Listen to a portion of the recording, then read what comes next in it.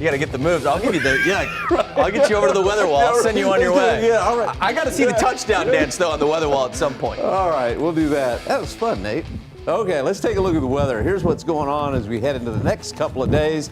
Weather's going to be just about the same. Lows in the 60s, high temperatures in the 90s. It is going to be dry throughout the weekend. So if you like if you have liked the last couple of days, you're going to like the weekend. All right, early next week, we're going to have some hot afternoons. Matter of fact, I think we're going to be very close to record highs. And then next Friday, humidity increases. May even be looking at a chance for some rain. All right, look at the lows and the highs. This will just show you how dry it was. Low this morning, 62, below average, but the high, 96, well above average. Nowhere near the record, though. It was a hot one, 102 back in 2005, and we need some rain. We're running about 3 inches below where we should be.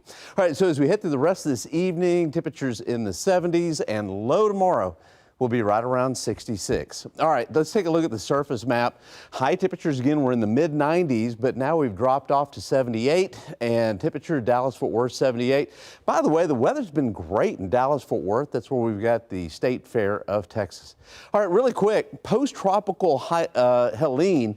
Boy, it did not take long for this system to go from tropical to post-tropical. And one way you can really tell is when this was tropical, you know, all the rainfall, all the clouds are close to the center.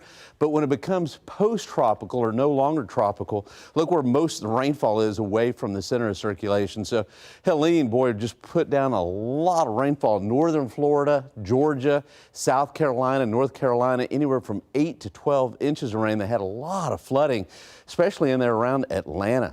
All right, what's going on in the tropics? Well, there's a slight chance we could see some development here in the northwestern Caribbean, also the southern portions of the Gulf of Mexico over the next 7 days, so we'll be watching that. But I think if anything does develop, it's more likely it'll go to the northern Gulf or towards Florida again.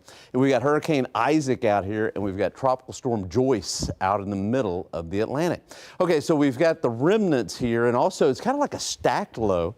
Got a surface low and a big upper level low here over Tennessee. Then we've got the high here with a northerly flow aloft, and that's just a dry pattern, and that's why I think over the weekend we're going to have much more of the same. I don't see things changing until maybe the end of the week. Could get a little Gulf moisture with a weak system coming in. It's a long shot at this point, but I think about a 20% chance for Friday and Saturday, the end of next week.